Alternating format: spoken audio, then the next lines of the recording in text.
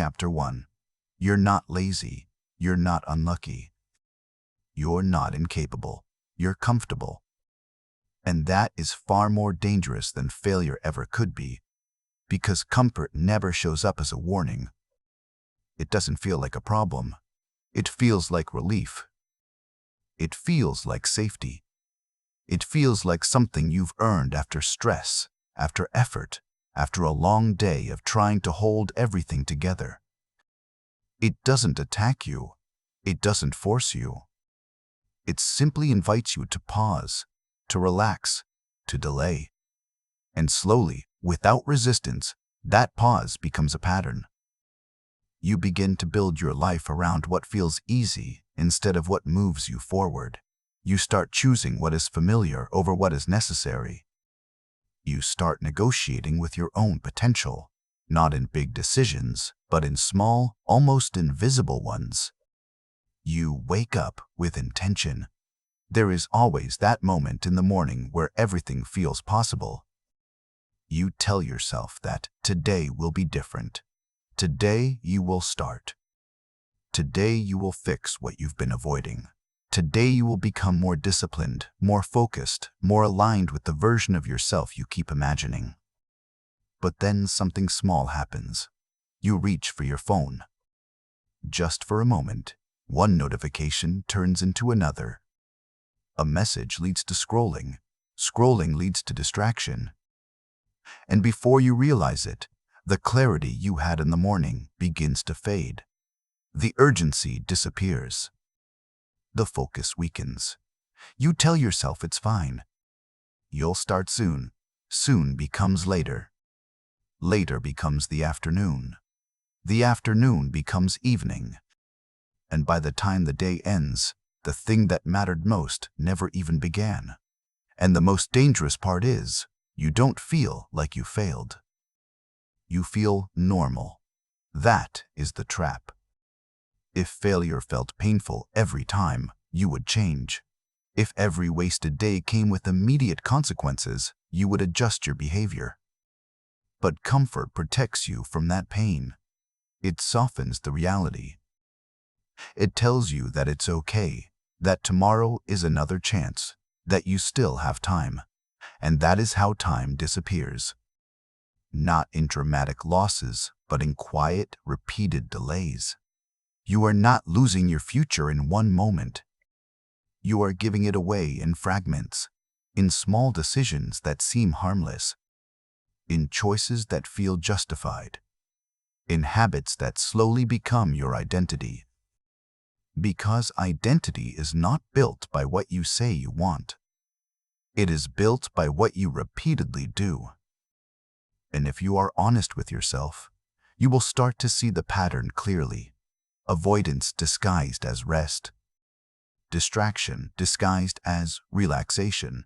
Delay disguised as planning. You tell yourself that you are preparing, that you are thinking things through, that you are waiting for the right moment. But deep down, there is a quiet awareness that you are not moving forward.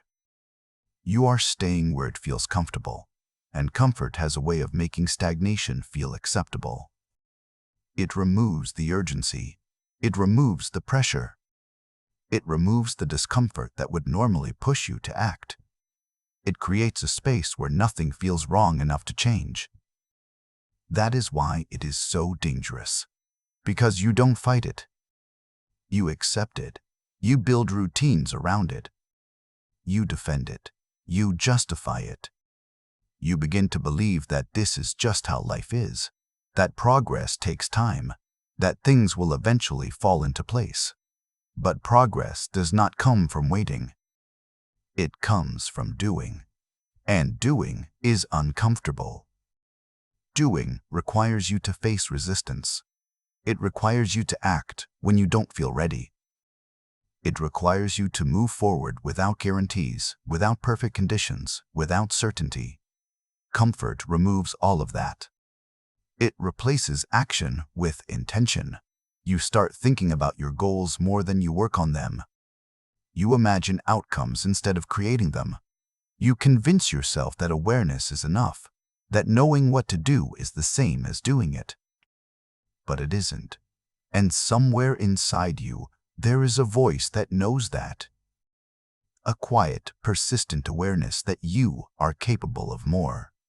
That voice shows up in moments of honesty. Late at night, early in the morning, in those brief seconds when you are not distracted, when you are not numbing yourself with comfort. It reminds you of what you are avoiding. It reminds you of what you could become. But instead of listening to it, you silence it. You reach for comfort again. You distract yourself. You delay. You push the thought away because it makes you uncomfortable. And in doing that, you strengthen the very thing that is holding you back. Because every time you choose comfort over growth, you are training your mind. You are reinforcing a pattern. You are teaching yourself that effort is optional, that discipline can be delayed, that discomfort should be avoided. And over time, that becomes your default, not because you chose it consciously, but because you repeated it consistently. That is how the comfort trap works. It doesn't force you into failure. It slowly guides you away from growth until you no longer recognize how much you've drifted. You become someone who hesitates, someone who delays, someone who knows what to do but doesn't do it.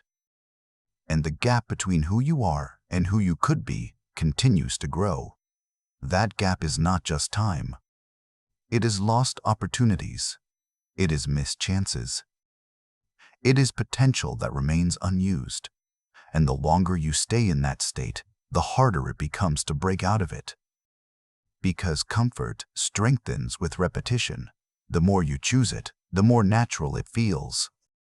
The more justified it becomes. The more difficult it is to resist. You start needing it. You start relying on it. You begin to feel uncomfortable without it. And that is when the trap is fully set. Because now, you are not just choosing comfort. You are depending on it. At this point, change feels harder than staying the same. Effort feels overwhelming. Discipline feels unrealistic. Even the idea of starting begins to feel heavy. And so you wait. You wait for motivation. You wait for the right time. You wait for a moment where everything feels aligned. But that moment does not come. Because alignment is created through action, not before it. Clarity comes after movement, not before it. Confidence is built through doing, not thinking. But comfort keeps you stuck in thought. It keeps you analyzing instead of acting. It keeps you planning instead of executing. And while you are stuck in that cycle, time continues to move. Opportunities appear and disappear. Chances come and go. And you remain in the same place, not because you lack ability, but because you have chosen comfort too many times. That realization is uncomfortable. But it is also necessary. Because the moment you see the pattern clearly, you gain something powerful. Awareness. And awareness is the first step toward change. Because once you truly understand that comfort is costing you your future, it becomes harder to justify your choices. You begin to notice the moments where you hesitate. The excuses that sound logical but lead nowhere. The habits that feel normal but produce no progress. You start to see the trade you are making in real time. And that awareness creates a choice. Not a dramatic, life-changing decision, but a small, immediate one. To continue the pattern or to break it. At first, breaking it feels unnatural. It feels uncomfortable. You have to act when you don't feel like it. You have to start without motivation. You have to continue without immediate reward. And that is where most people stop. Because they expect change to feel good. They expect progress to be motivating. They expect effort to be rewarding from the beginning. But real growth does not work like that. It feels difficult at first. It feels forced. It feels uncomfortable. because you are going against the pattern that has been reinforced over time. But every time you act despite that discomfort, something begins to shift. You weaken the hold that comfort has on you. You prove to yourself that you are capable of more. You begin to rebuild discipline, not through motivation, but through repetition. And slowly, the version of yourself that once felt distant starts to feel possible. Not because everything has changed, but because you have. And that is where everything begins. Not in comfort, but in the decision to move beyond it. It is a structure, a system that quietly organizes your behavior, your decisions, and eventually your entire life. You don't notice it forming. You don't consciously design it. It builds itself through repetition, through patterns, through the small choices you make when no one is watching. At first, it seems harmless. You choose the easier option once. You delay a difficult task one time. You avoid something uncomfortable just for today. There is no immediate consequence, no visible damage. Life continues as normal, but something is happening beneath the surface. Your brain is learning. It is learning that avoidance brings relief. It is learning that delay removes pressure. It is learning that comfort is the fastest way to feel better in the moment. And once it learns that, it begins to repeat it. Not because it wants to destroy your future, but because it wants to protect you from discomfort. Your mind is not designed for growth. It is designed for survival. It prefers safety over progress, certainty over risk, ease over effort, and comfort satisfies all of those preferences. That is why it feels so natural. That is why it feels so convincing. That is why it is so dangerous. Because the more you rely on comfort, the more your brain strengthens the pathways that lead you back to it. It becomes automatic. You don't even think about it anymore. You just follow the path that feels easiest. You wake up and reach for your phone without thinking. You delay work without questioning it. You avoid difficult conversations without even realizing you are doing it. It becomes your default setting, and once something becomes your default, it controls your outcomes. You may still have big goals. You may still have ambition. You may still imagine a different future, but your daily behavior does not align with it. And behavior always wins over intention. You can intend to change all you want. You can plan, visualize, and think about your future. But if your actions remain the same, your life remains the same. That is the reality most people avoid. They stay attached to the idea of who they want to become while continuing to live as who they currently are. And the gap between those two identities keeps growing. That gap creates frustration. You start to feel stuck, not because you don't know what to do, but because you are not doing what you know. That is a different kind of pain. It is not the pain of failure. It is the pain of unrealized potential, the pain of knowing you are capable of more but not acting on it. And instead of confronting that pain, most people escape it. They go back to comfort. They distract themselves. They tell themselves it's not the right time. They convince themselves that things will change eventually. But nothing changes until behavior changes. And behavior does not change until you interrupt the system. Right now, your system is designed to protect comfort. Your habits, your routines, your environment, your triggers, all of it is aligned in a way that makes comfort the easiest option. Think about it.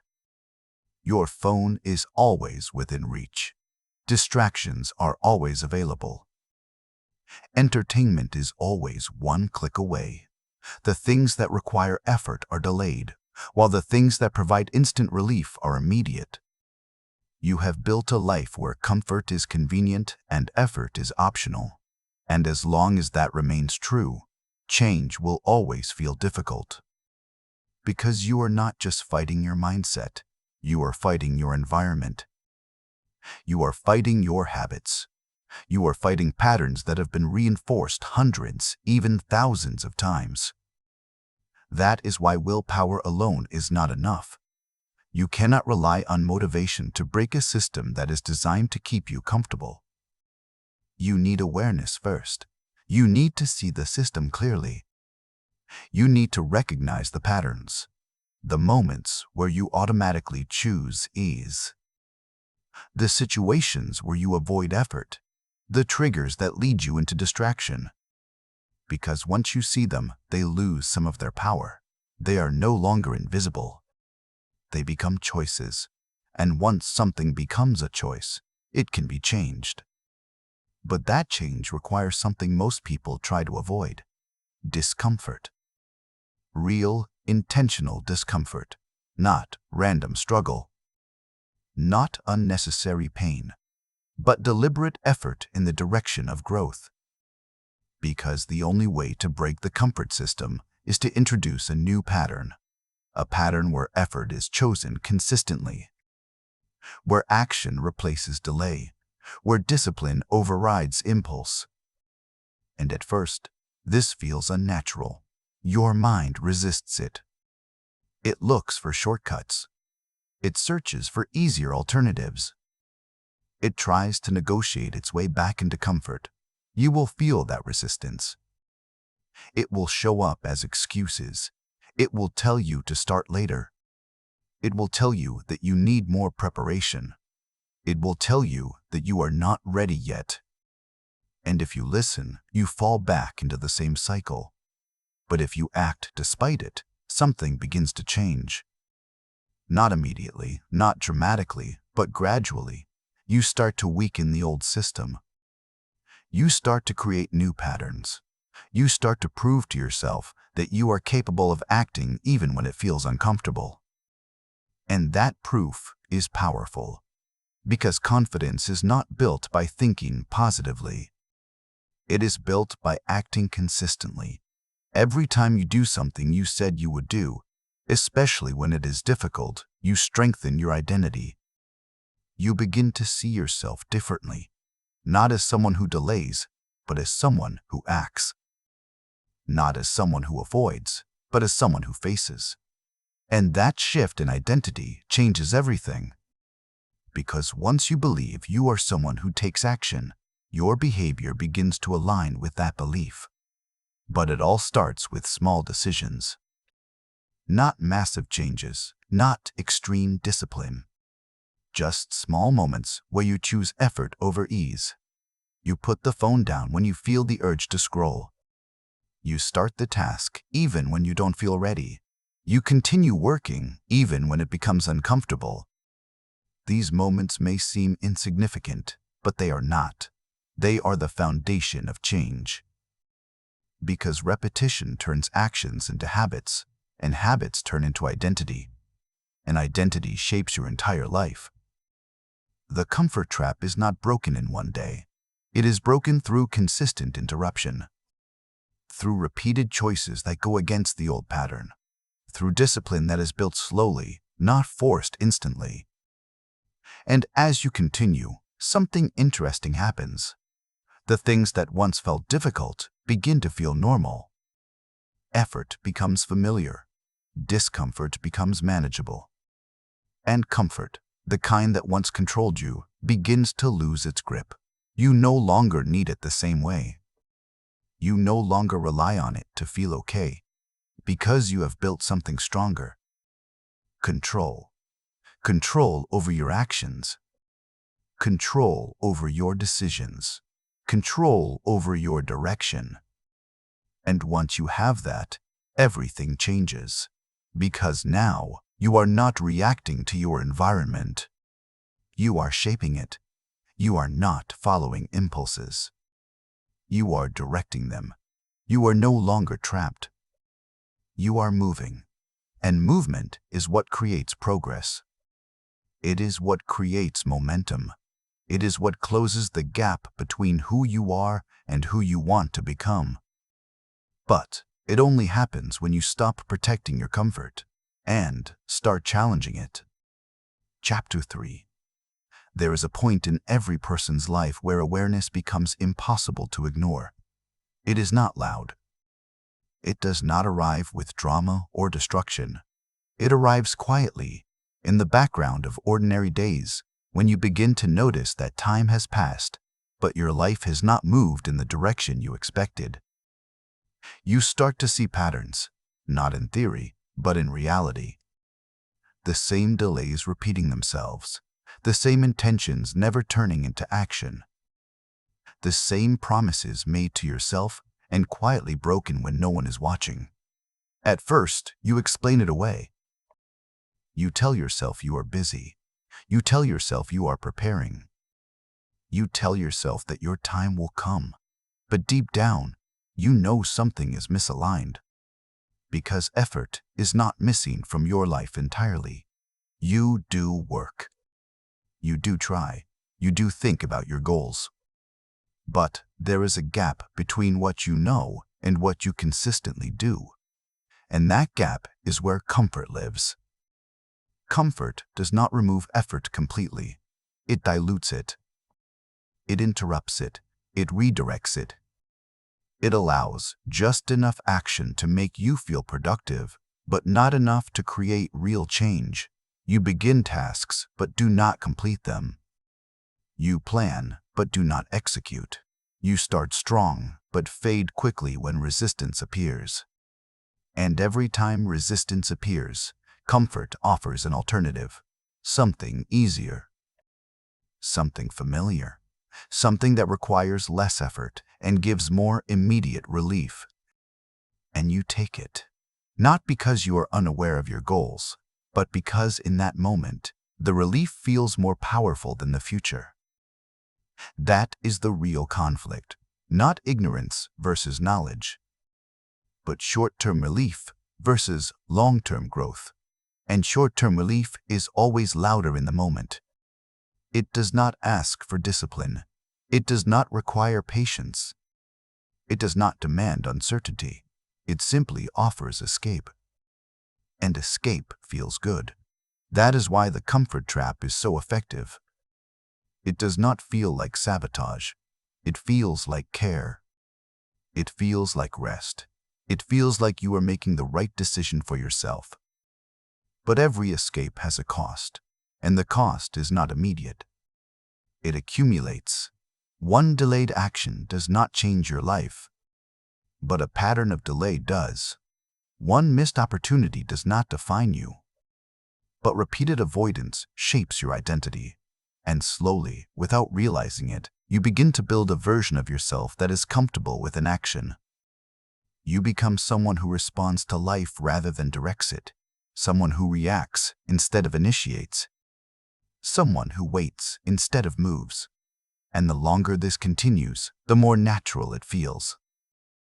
This is where many people misunderstand their situation. They believe they are stuck because something external is blocking them. Lack of time, lack of resources, lack of opportunities, lack of support. But in most cases, the real limitation is internal conditioning, a trained response to discomfort. Every time something feels difficult, your mind looks for an exit. Every time something requires sustained effort, your attention drifts. Every time progress demands patience, your focus weakens. And without realizing it, you begin to avoid anything that challenges your comfort zone. Your life becomes optimized not for growth, but for ease. And ease is not the same as progress. Ease keeps you stable. Progress requires friction. But friction is exactly what most people avoid. Because friction feels like resistance, and resistance feels like something is wrong. But nothing is wrong. Resistance is not a sign to stop. It is a sign that you are moving beyond your current level.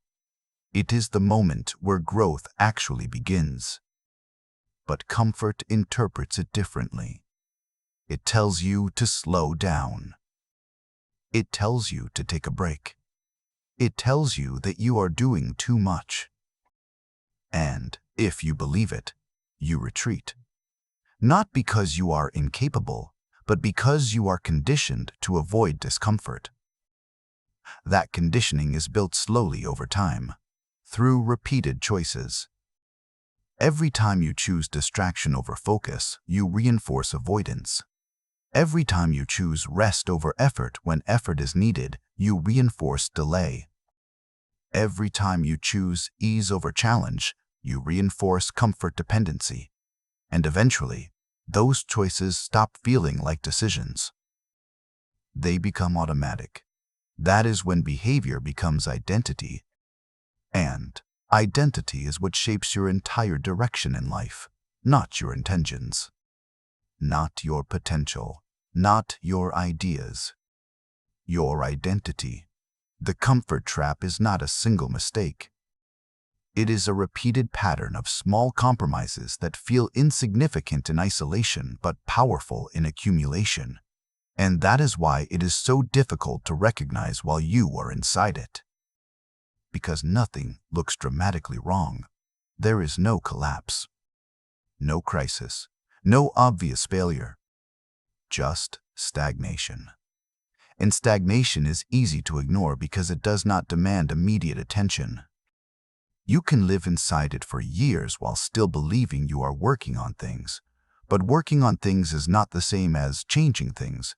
And deep down, you know the difference. You know when you are moving forward and when you are circling the same point.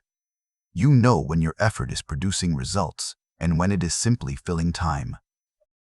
But awareness alone is not enough, because awareness without action becomes frustration. You begin to feel the gap between who you are and who you could be more intensely. You become more aware of your habits, more aware of your delays, more aware of your patterns. But if nothing changes, awareness turns into pressure, and pressure without direction leads back to comfort. Because comfort offers relief from pressure. It tells you to stop thinking so much. It tells you to relax. It tells you that everything will work out eventually. And again, it feels reasonable. That is what makes it so powerful. It always sounds reasonable, but reason without action is just delay in disguise. Real change begins when you stop negotiating with comfort. When you stop asking whether you feel like doing something and start asking whether it needs to be done. When you stop treating effort as optional and start treating it as necessary. That shift does not happen in theory. It happens in moments.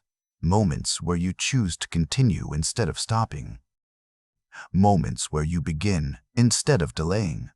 Moments where you stay present instead of escaping. At first, these moments feel small, almost irrelevant.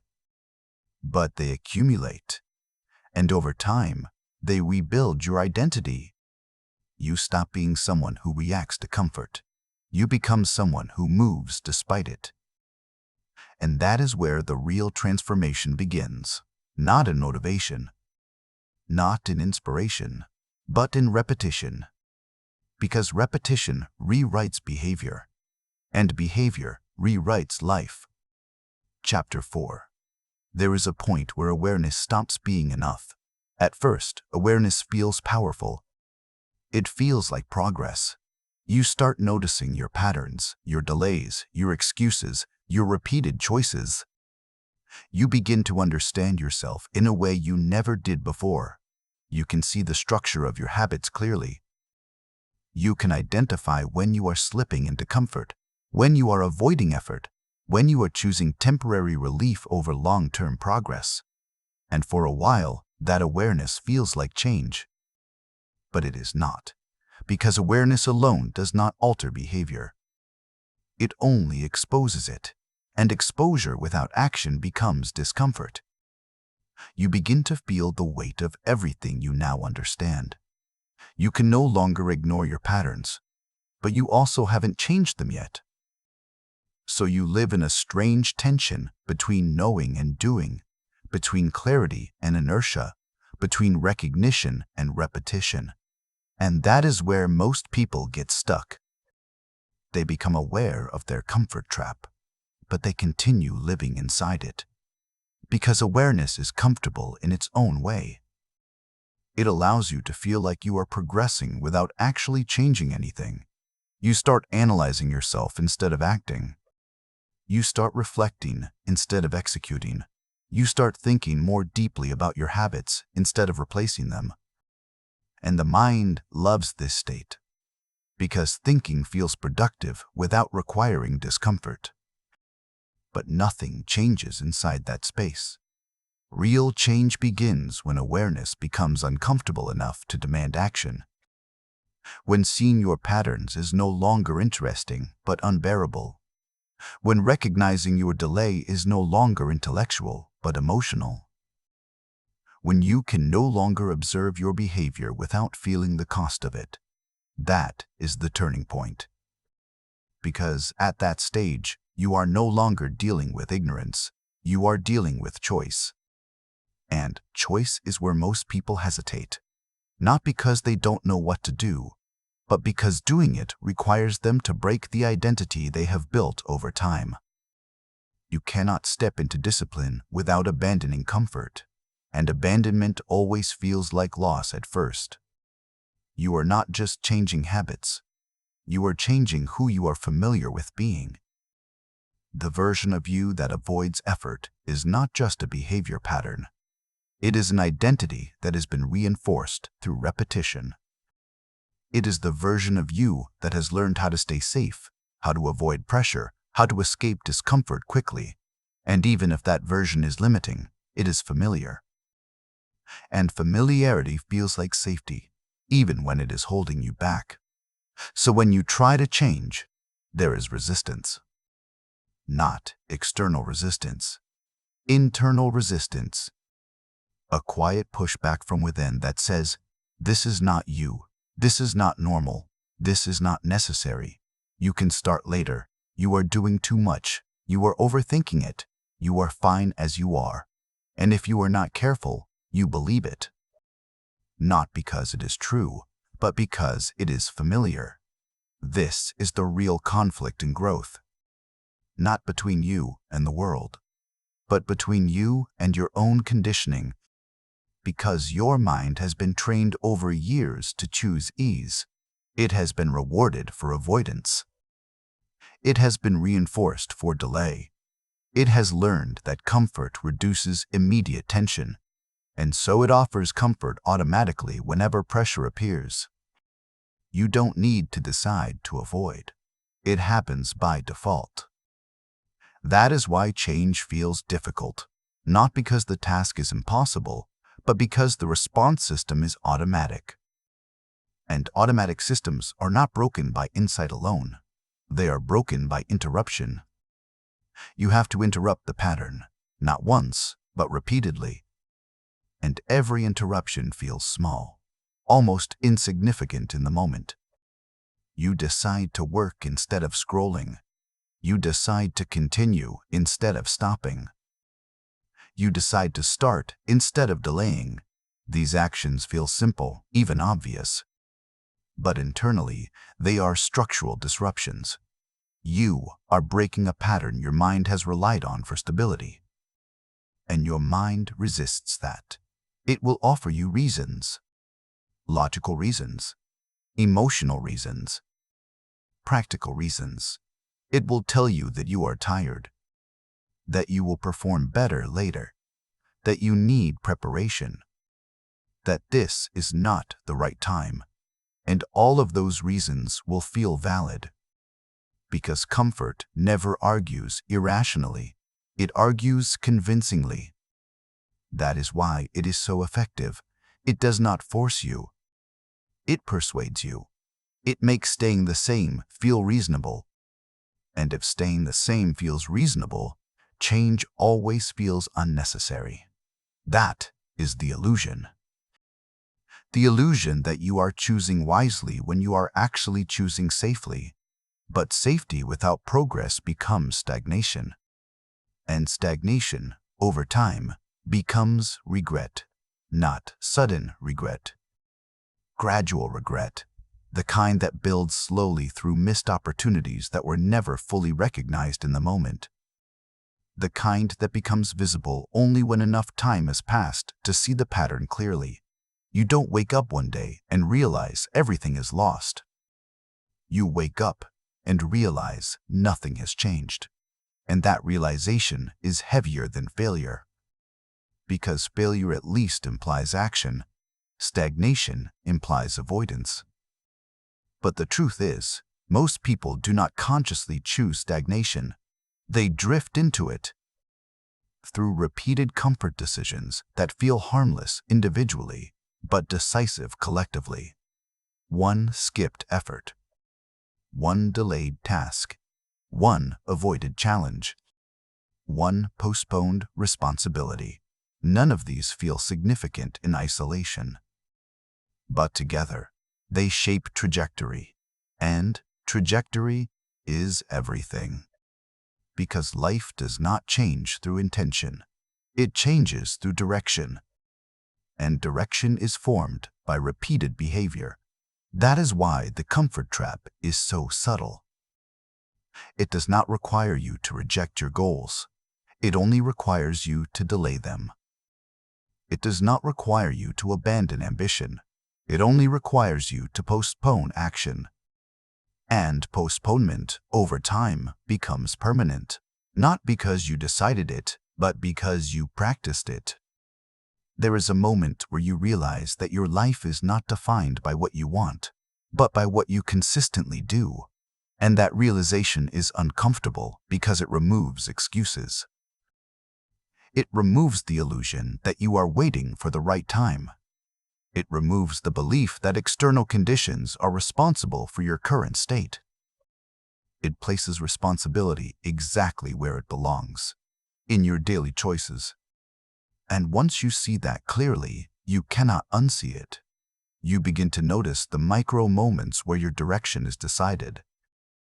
The moment you wake up and hesitate before getting out of bed. The moment you open your phone instead of starting your day with intention.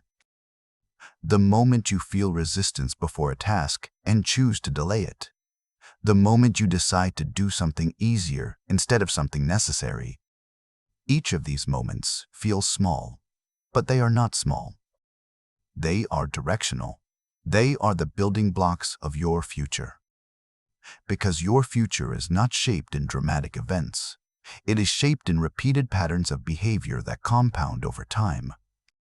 And if those patterns are rooted in comfort, your future will reflect comfort. Not because you lacked potential, but because you did not challenge your patterns. And this is where transformation becomes real. Not when you understand this concept intellectually, but when you begin to act in opposition to it. When you interrupt the comfort response repeatedly enough that it no longer feels automatic. At first, this feels like effort. You are constantly overriding impulses, constantly resisting delay, constantly pushing yourself into action. It feels unnatural. But gradually, something shifts. The resistance does not disappear, but your response to it changes. You stop interpreting discomfort as a signal to stop. You start interpreting it as a signal that you are growing. And that shift changes everything. Because now discomfort is no longer a threat. It becomes a marker of progress. And once discomfort is reframed, comfort loses its authority. It is no longer the default choice. It becomes something you question. Something you evaluate. Something you move away from when it does not align with your direction. This is the beginning of control. Not over outcomes, but over behavior. And behavior is the only thing you can fully control. Everything else follows from it. Because once your behavior changes, your habits change. Once your habits change, your identity changes. Once your identity changes, your life changes. Not instantly, not dramatically, but inevitably. And that inevitability is what makes discipline powerful, because discipline does not rely on emotion. It relies on repetition, and repetition eventually overrides comfort. Not by removing it, but by outgrowing it. And that is where real transformation begins. Not in knowledge, not in motivation, but in the decision to act when comfort says, wait. At the beginning, change feels powerful. You feel aware. You feel awake. You feel like you finally understand something that others don't. You start noticing your habits. You start catching your excuses. You start interrupting your patterns. And for a short period, that awareness alone feels like progress. But then, reality settles in, because awareness is not enough to sustain change. It can start it, but it cannot carry it. What carries change is repetition in the absence of motivation. And this is where most people begin to fall back, not because they were wrong about their goals, not because they lacked potential, but because they underestimated how long discomfort lasts when you start acting differently. When you begin breaking the comfort pattern, your mind reacts strongly. It does not accept change quietly. It resists it. It questions it. It tries to pull you back into what is familiar, because familiarity feels like safety. Even if that familiarity is limiting you, even if that familiarity is keeping you stagnant, even if that familiarity is costing you your future, your brain does not evaluate long-term outcomes first. It prioritizes immediate stability. It asks one question before anything else. Is this familiar or unfamiliar? If it is familiar, it allows it. If it is unfamiliar, it resists it. And growth is always unfamiliar at the beginning. That is why discipline feels so heavy at first. Not because it is complicated, but because it is new. And anything new requires conscious effort until it becomes automatic. So when you decide to change, you are not just trying to build a new habit. You are trying to overwrite an old system that has been running for years. That system does not disappear instantly. It pushes back. It appears as resistance. It appears as excuses. It appears as delay. It appears as sudden tiredness when it is time to work. It appears as distraction when focus is required. It appears as logic that sounds reasonable but leads you away from action. And if you are not aware of this mechanism, you believe those signals. You think you are tired, so you rest. You think you are not ready, so you wait. You think you need more time, so you delay. But in reality, you are not responding to truth. You are responding to conditioning. And conditioning is always biased toward comfort. This is why people struggle with consistency even after understanding what they need to do. Understanding does not override conditioning. Action does. But action is exactly what comfort resists. So you are placed in a cycle where you know what to do, but feel resistance when doing it. And if you stop there, nothing changes. This is the exact point where most people retreat. They return to planning. They return to thinking. They return to preparing, because those spaces feel safe. There is no pressure there, no discomfort, no immediate demand. But there is also no transformation. Transformation only exists where resistance is present, and resistance is unavoidable when you are breaking old patterns. You cannot build discipline inside comfort. The two do not coexist at the same level. Discipline is not a feeling. It is not an idea. It is not a moment of inspiration. It is a behavioral response to resistance. It is what you do when your mind tells you to stop, but you continue anyway. And that continuation is where identity begins to shift. At first, it feels forced. You are acting against your impulses. You are pushing through hesitation. You are overriding the desire to delay. But each time you do it, something subtle changes. You begin to separate yourself from your impulses. You realize that you are not your immediate thoughts. You are not your first reaction. You are the one who decides what to do with them. That realization is powerful. Because before this point, comfort feels automatic. It feels like you are simply following your natural state. You think, I don't feel like doing it, so I won't. But once you start acting differently, you begin to see that feeling is not instruction. It is information. And information does not have authority unless you give it authority. This is where control begins to form. Not control over external circumstances, but control over internal responses. You stop reacting blindly to discomfort. You start observing it. You start recognizing it. You start understanding that resistance appears whenever growth is about to happen. And instead of escaping it, you begin to move through it. At first, this feels unnatural, because your entire previous pattern was built around avoiding that feeling. But avoidance always comes with a cost. Every time you avoid discomfort, you reinforce fear of it. Every time you escape effort, you increase sensitivity to effort. Every time you choose ease, you reduce tolerance for challenge. So, over time, your comfort zone shrinks in capability, even if it feels stable on the surface. You become less willing to attempt difficult things, less willing to persist through difficulty, less willing to engage with anything that requires sustained effort. And without realizing it, your world becomes smaller.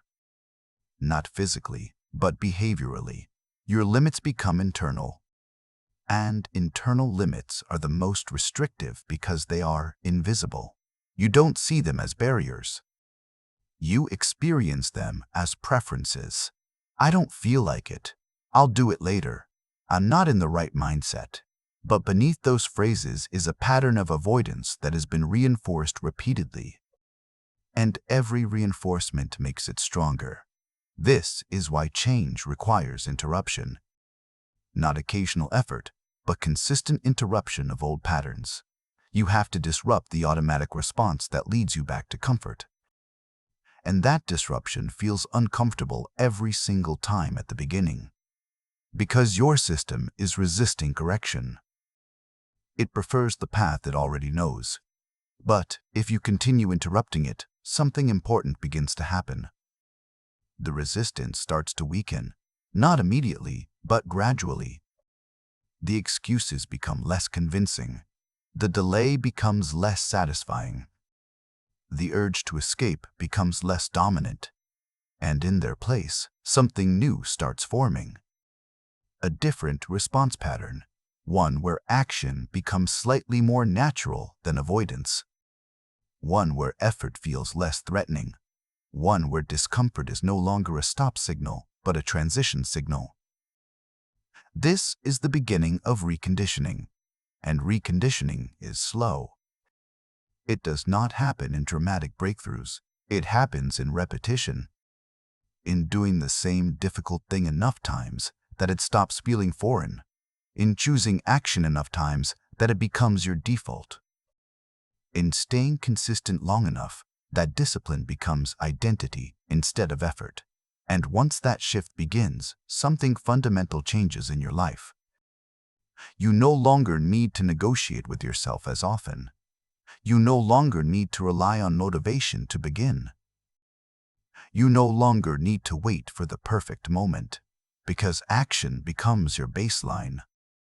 And comfort loses its control not by disappearing, but by losing authority. It is still there.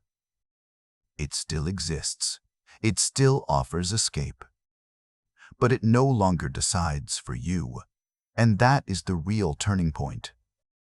Not when comfort is gone, but when it is no longer in charge. Chapter 6. There is a stage in every transformation that feels strangely quiet, not exciting, not dramatic, not emotionally intense, just quiet. Because the initial shock of awareness has faded, and the early burst of motivation is no longer carrying you. You are no longer in the phase of realization where everything feels new and urgent. You are now in the phase where change is no longer interesting. It has become work. And work is where most people start questioning everything. This is the stage where comfort becomes louder again. Not because it disappeared, but because your resistance has made it temporarily weaker before it adapts and returns in subtler forms. At this point, you are no longer dealing with obvious distractions. You are dealing with refined ones. The mind becomes more strategic in pulling you back. It no longer says, "Don't do anything." It says, "Do it later." It does not reject your goals anymore. It delays them. And delay is far more dangerous than rejection, because rejection is visible, but delay feels justified. You still believe you are progressing. You still believe you are on track. You still believe that things are moving forward. But in reality, movement without consistency is still stagnation. This is the phase where discipline is tested, not by intensity, but by repetition, not by how hard you can push once, but by how often you can push when nothing feels rewarding. Because real growth is not built in moments of inspiration. It is built in moments of repetition that feel ordinary. And ordinary is where most people lose interest. Your mind is constantly searching for emotional reinforcement. It wants to feel progress. It wants to feel reward. It wants to feel validation for effort. But discipline does not always provide that feedback immediately. Sometimes you work and nothing feels different. Sometimes you show up and nothing changes visibly. Sometimes you push through and the results are delayed.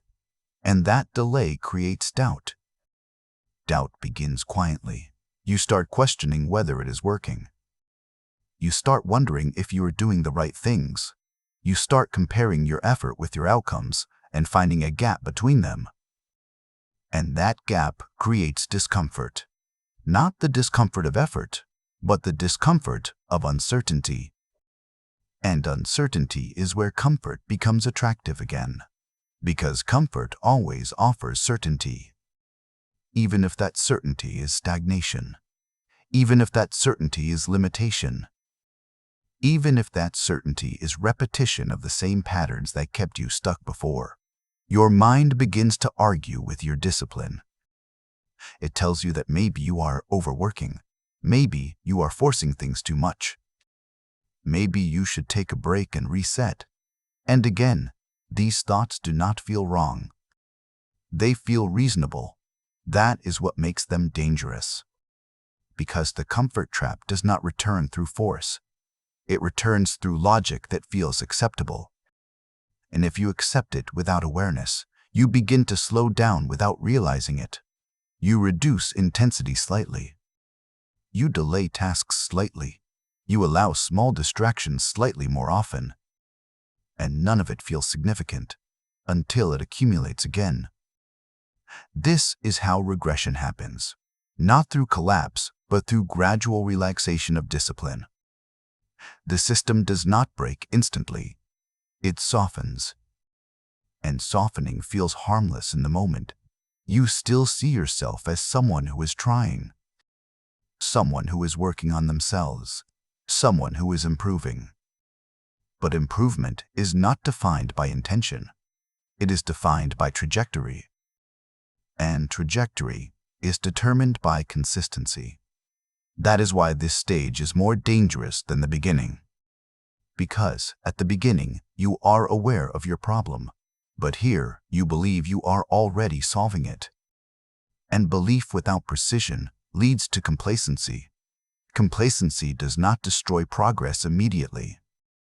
It slowly replaces it. one delayed session, one skipped effort, one moment of, "I'll do it tomorrow," and tomorrow becomes the new pattern. This is how discipline weakens without being noticed. And when you finally realize it, you don't feel like you have failed.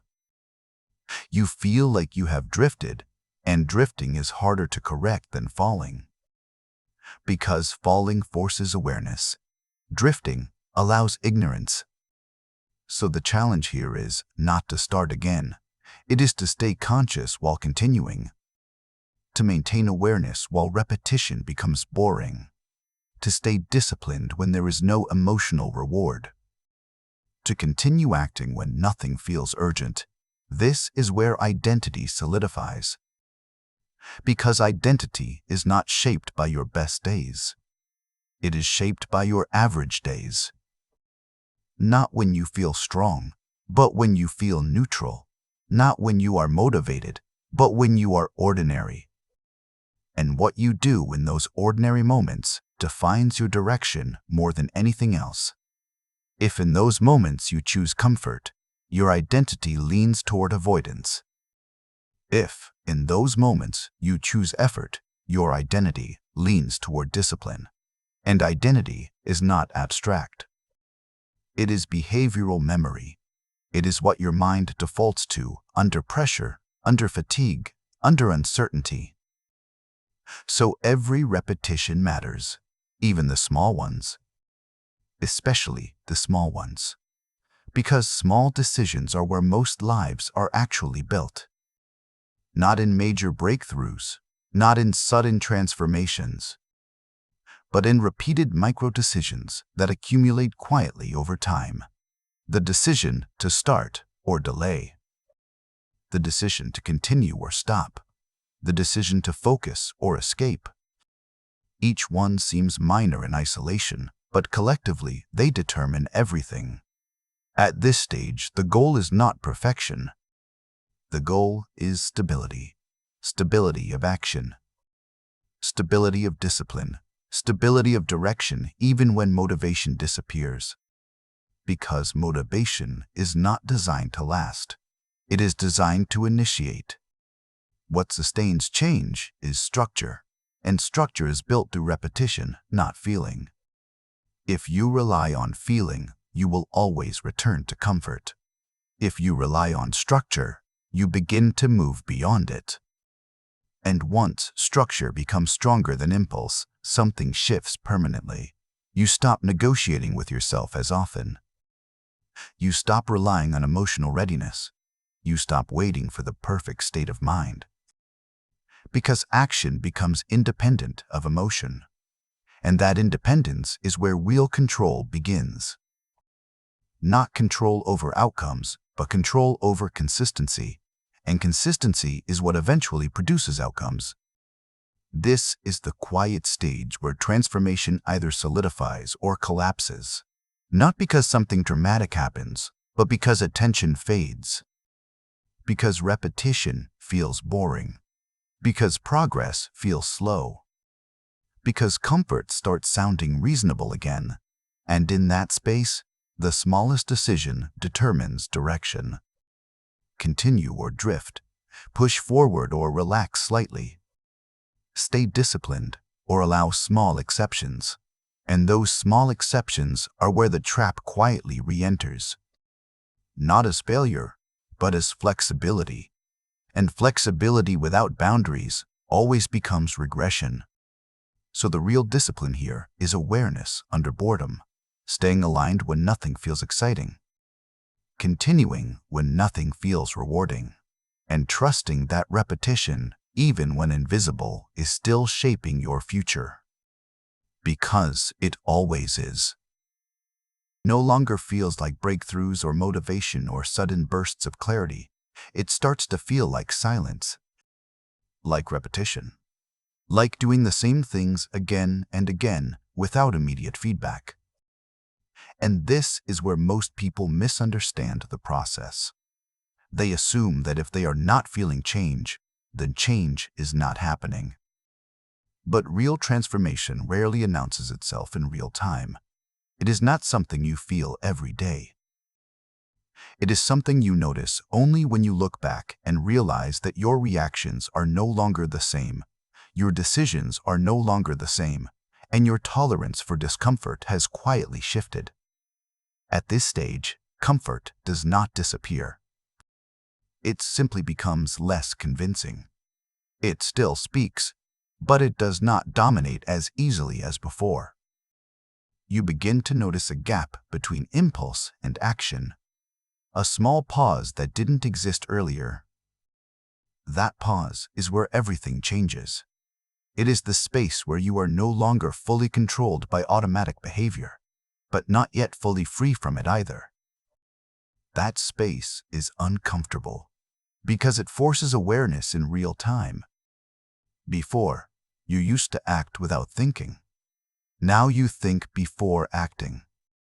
And in that thinking, you begin to feel the tension between what you want long-term and what you want right now. That tension is not a problem. It is progress becoming conscious. But it feels unstable. Because your old system still exists inside you, it has not vanished. It still offers shortcuts. It still offers delay. It still offers escape. The difference is that now you can see it happening. And seeing it does not immediately remove its influence. That is why this stage is often the most mentally exhausting. You are no longer blindly comfortable, but you are not yet consistently disciplined. You are in transition. And transition is always uncomfortable because it removes certainty. In the past, you had a predictable pattern. You felt resistance, and you followed comfort. That loop was stable. Even if it was limiting, it was predictable. Now that loop is broken, but not fully replaced. So your mind experiences friction, not because you are failing, but because you are no longer automatic. Every decision requires awareness. Every action requires intention. Every moment feels like a choice instead of a habit, and choice is heavy when it is constant. This is why people often relapse into old patterns at this stage, not because they don't understand what to do, but because awareness without automation is tiring. You have to manually override comfort repeatedly. You have to consciously choose discipline instead of defaulting into ease. And over time, that mental effort can feel draining. So the mind begins to negotiate again. It starts suggesting balance. It starts suggesting moderation. It starts suggesting that maybe you are being too strict. Maybe you need a break. Maybe you should ease up a little so you don't burn out. And again, these thoughts do not feel wrong.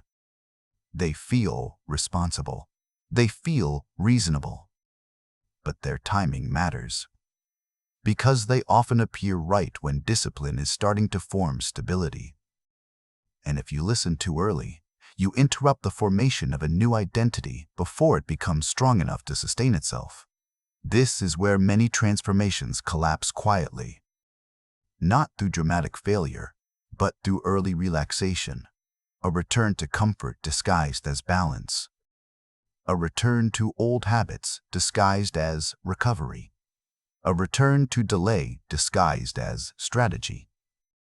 And because it is gradual, it does not feel like falling back. It feels like easing off. But easing off in the middle of building discipline resets progress more than it appears. Because discipline is not built linearly. It is built through accumulation under resistance. And every time you interrupt that accumulation too early, you delay stabilization.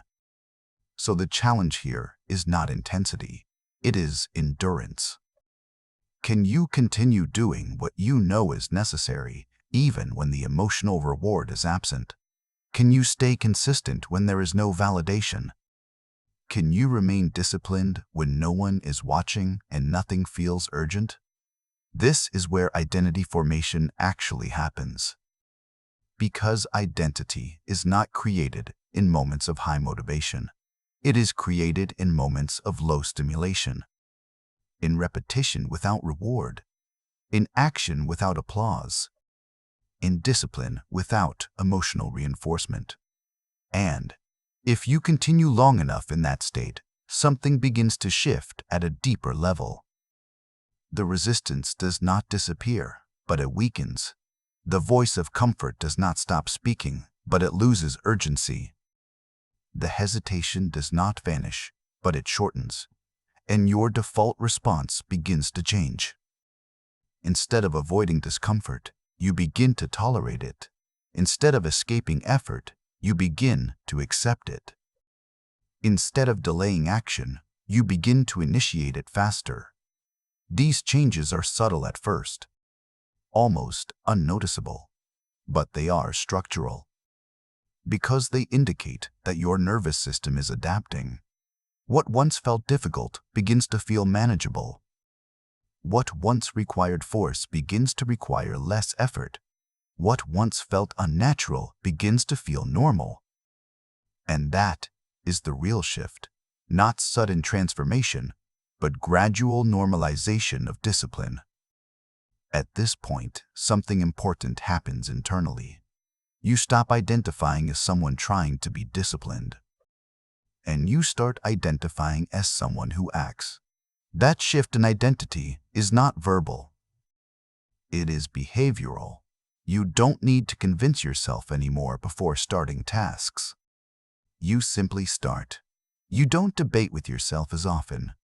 You execute more quickly. You don't spend as much time in hesitation. You move sooner. And this reduction in internal conflict is one of the clearest signs that the comfort trap is weakening. Because comfort thrives on negotiation. It needs space to argue. It needs hesitation to survive. It needs delay to maintain influence. But when action becomes immediate, comfort loses its entry point. And as this continues, something even deeper begins to form. Trust. Not trust in outcomes, but trust in yourself. Trust that you will act even when it is uncomfortable. Trust that you will continue even when it is difficult. Trust that you will not abandon yourself at the first sign of resistance. And that trust is what stabilizes discipline. Because once you trust your own consistency, you no longer need motivation as frequently. You no longer rely on emotional states to determine action. You begin to operate from identity instead of impulse. But even here, the comfort trap does not disappear completely. It evolves. It becomes quieter, more subtle. It no longer tries to pull you into obvious distraction. It tries to create justification for slowing down. It appears as overconfidence. It appears as I have improved enough. It appears as I can relax a little now. And if you accept that narrative too early, the cycle begins again. Because discipline is not a phase. It is maintenance. It is not something you complete. It is something you sustain. And the moment you stop sustaining it consciously, old patterns begin to re-enter quietly. So even at this stage, awareness is still necessary. Not intense awareness, but steady awareness. A background understanding that comfort always remains available, and that progress is always maintained through choice. Choice repeated over time, choice reinforced through action. Choice strengthened through consistency. And that is the quiet truth of this stage. You are no longer fighting to start. You are learning how to not stop. Chapter 8. At some point in the process, the struggle stops feeling dramatic. There are no longer sharp emotional swings between motivation and resistance. There is no longer the intense feeling of starting over after every setback. Instead, there is something quieter, more stable, and in many ways more powerful. You begin to function differently. Not because life has become easier, but because your relationship with difficulty has changed. What used to feel like a barrier now feels like a condition, something to move through rather than avoid. something to work with rather than negotiate against. And this shift is not loud. It does not announce itself. It shows up in your behavior before it ever becomes a belief. You notice it in small moments. You start tasks with less hesitation. You recover from distractions faster. You return to focus more quickly after interruption. You stop needing long internal debates before doing something you already know is necessary. And these changes may seem minor, but they indicate something deeper has already started to form. The automatic pull toward comfort is still there, but it is no longer immediate. It is no longer dominant. It no longer defines your first response. There is now space between impulse and action. And in that space, something important has developed. Choice. Not theoretical choice, not philosophical awareness, but real lived choice in real time. Before, comfort was not a decision. It was a reflex. You felt resistance, and you followed the easiest path without awareness. Now, resistance still appears, but it is no longer followed blindly. You see it. You recognize it, and sometimes you still feel its pull. But the difference is that you are no longer entirely governed by it. This is where discipline begins to stabilize. Not as a force of constant effort, but as a baseline behavior that requires less and less internal negotiation. And that stabilization is what most people never reach, because they confuse early effort with long-term change. In the beginning, discipline feels like pushing yourself constantly. Every action requires intention. Every task requires force. Every moment feels like a decision. But over time, if you persist, something shifts. The friction decreases.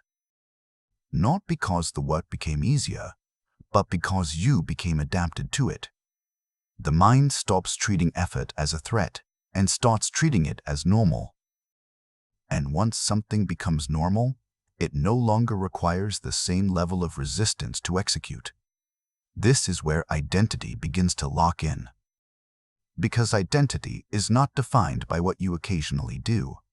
It is defined by what you repeatedly default to when there is no pressure forcing you in either direction. And when discipline becomes your default, even in small areas, it starts to spread. You begin to notice it in unrelated parts of your life. How you respond to discomfort, how you handle delays, how you approach decisions, how quickly you recover from setbacks. There is a subtle but consistent shift from reaction to response, from impulse to intention, from avoidance to engagement. And this shift is not dependent on motivation anymore. It is structural. It exists even on low-energy days, even when you are tired, even when you are not feeling particularly focused or driven. Because it is no longer powered by emotion. It is powered by repetition. And repetition does not require feeling. It requires consistency. But even at this stage, the comfort trap is not gone. It simply becomes more intelligent in how it operates. It no longer tries to stop you completely. It tries to reduce intensity. It suggests slight compromises. It encourages small delays. It introduces subtle justifications that feel harmless individually but collectively slow down progress. It no longer says, stop. It says, slow down. And slowing down does not feel like failure. It feels like balance. It feels like sustainability. It feels like wisdom. And sometimes it is. But often, it is simply regression in disguise. This is why discipline at this stage requires a different kind of awareness. Not the awareness of starting, but the awareness of maintenance. You are no longer fighting the beginning. You are fighting dilution, the gradual weakening of standards, the slow normalization of exceptions, the quiet acceptance of less effort than what you know is required. And if you are not attentive, these small changes accumulate, not immediately visible, not dramatically noticeable, but structurally significant. Because progress does not collapse suddenly at this stage, it erodes. And erosion is harder to detect than collapse. That is why consistency becomes more important than intensity here. Not doing more occasionally, but doing enough consistently to maintain direction. Because direction is what matters most now. Not perfection, not emotional intensity. Not short bursts of productivity. Direction. Are you still moving toward growth? Or are you slowly drifting back toward comfort under the appearance of stability? That is the real question at this stage. And it is not always easy to answer honestly, because comfort at this level does not feel like comfort anymore. It feels like normal life. You are functioning. You are working. You are doing things. But the question is not whether you are active. The question is whether your activity is aligned. Because misaligned activity still feels productive in the short term, but it does not build the future you are aiming for. And that is where discipline matures into something deeper. Not just doing what is difficult, but doing what is directionally correct even when easier alternatives are available. This requires a refined level of self-awareness, not constant struggle, but steady calibration. Checking whether your actions still match your intent, adjusting when they drift, correcting before deviation becomes pattern again. And this ability to self-correct without collapse is what separates temporary change from permanent transformation. Because anyone can push themselves for a period of time, but very few can sustain alignment without external pressure. At this stage, the goal is no longer to fight comfort aggressively. It is to stop letting it redefine your standards quietly. Because the comfort trap, at its most advanced stage, does not destroy progress through resistance. It destroys it through relaxation. And relaxation feels harmless until results begin to fade. So discipline here becomes maintenance of standards. Quiet, consistent, non-negotiable alignment with what you already know works, even when no one is watching, even when there is no urgency, even when comfort is available.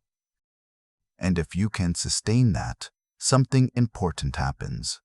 The identity that was once being built becomes established. Not fragile, not temporary, but stable. And once stability is achieved, the pull of the comfort trap no longer defines your direction. It only tests your consistency. And you respond not with struggle, but with awareness. Not with negotiation, but with clarity. Not with hesitation, but with movement. And that is where discipline stops being effort and becomes who you are. And in that quiet realization, something settles. Not a sudden victory, not a dramatic transformation. Just a steady understanding that you no longer belong to the version of yourself that was ruled by comfort. You still feel resistance at times. You still encounter delay, distraction, and doubt. But they no longer define your direction. They no longer decide your outcomes. They simply appear and pass. What remains is movement. Not fast, not perfect, but consistent enough to keep you aligned with where you chose to go. The comfort trap never fully disappears. It just loses its authority over you. And that is enough. Because success was never about eliminating comfort. It was about no longer obeying it.